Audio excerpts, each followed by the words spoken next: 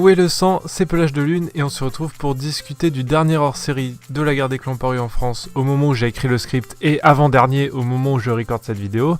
Je suis très à l'heure. L'épreuve d'étoile de ronce ou Bramble Stars Storm dans la langue de Snoop Dogg. Alors juste avant de commencer, j'aimerais vous dire deux choses.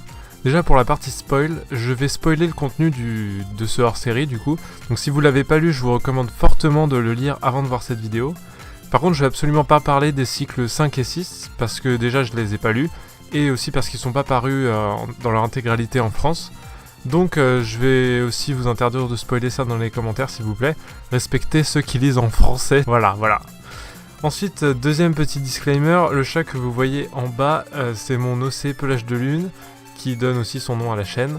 J'ai pas trop de thunes pour payer des commissions pour le moment, donc j'ai fait ça moi-même, c'est un peu dégueulasse et... Vous pouvez voir mon talent suprême de dessin, voilà. Bon, maintenant on va pouvoir parler du hors-série.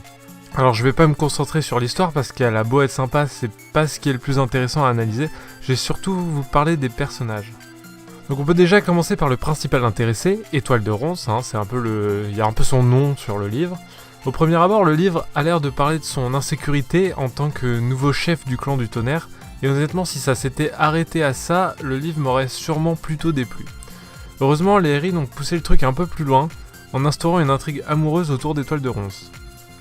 En observant ça, on peut d'ailleurs se rendre compte qu'il y a beaucoup de similitudes entre ce hors-série et celui sur Étoile de Feu.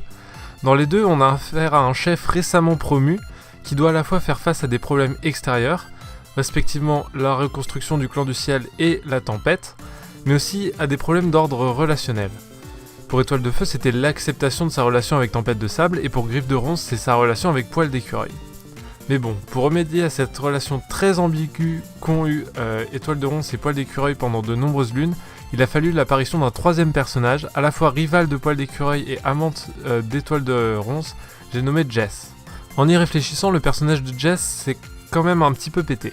C'est une chatte domestique qui chasse aussi bien que des guerriers, s'est montée aux arbres comme un membre du clan du ciel, d'ailleurs je sens qu'on la reverra à ce propos, et qui comprend mieux la relation entre Étoile de Ronce et Poil d'Écureuil qu'Étoile de Ronce lui-même. Non mais sans rire, Jess a compris tout de cette relation sans jamais qu'on lui explique le contexte, je sais même pas si c'est possible en vrai. Enfin bref, il n'empêche que Jess a résolu le problème de couple d'Étoile de Ronce et Poil d'Écureuil. Donc ça c'était pour le développement d'Étoile de Ronce dans ce livre. Maintenant, on peut aussi parler des autres personnages qui ont été assez bien développés, les anciens élus de la prophétie.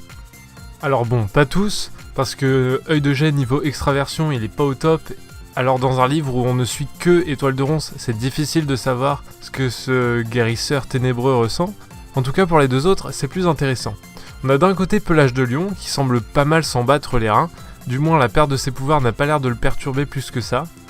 Bon, il a clairement pas l'habitude, donc il se fait bolos régulièrement, mais mentalement, c'est difficile de savoir s'il est dans le déni ou s'il a juste accepté depuis longtemps et qu'il est passé à autre chose.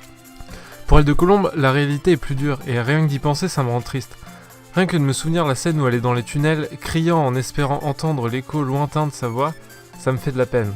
Je crois honnêtement que c'est une des scènes qui m'a le plus marqué de LGDC, même si c'était pas tant appuyé que ça.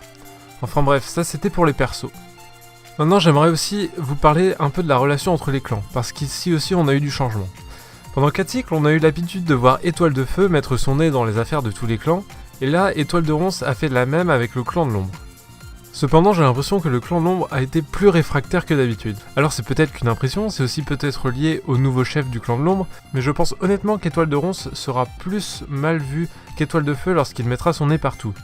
Les autres clans ont perdu un petit peu l'habitude de se faire aider, et je pense honnêtement pas qu'Étoile de Ronce arrivera à remettre au goût du jour cette habitude. Je sais ce que vous allez dire, mais il a inscrit ça dans le code du guerrier à la fin du livre. Alors oui, c'est vrai, mais je dois vous rappeler que personne ne prend ce code à la lettre. Un clan, quelle que soit sa situation, reste maître de décider si oui ou non il veut de l'aide, car il peut toujours chasser ceux qui voudraient l'aider. Je pense donc qu'à l'avenir, les clans vont se séparer et se distancer plus les uns des autres, et les tensions vont augmenter. Ce n'est qu'une supposition, mais c'est ce que je pense en me basant sur ce hors-série. Sinon, pour revenir sur le livre un peu plus globalement, je dois dire que j'ai été un poil déçu à cause du faux espoir du clan du ciel au début. Genre c'est pété, ils utilisent un membre du clan du ciel pour au final ne jamais en reparler, ça m'a ultra frustré moi.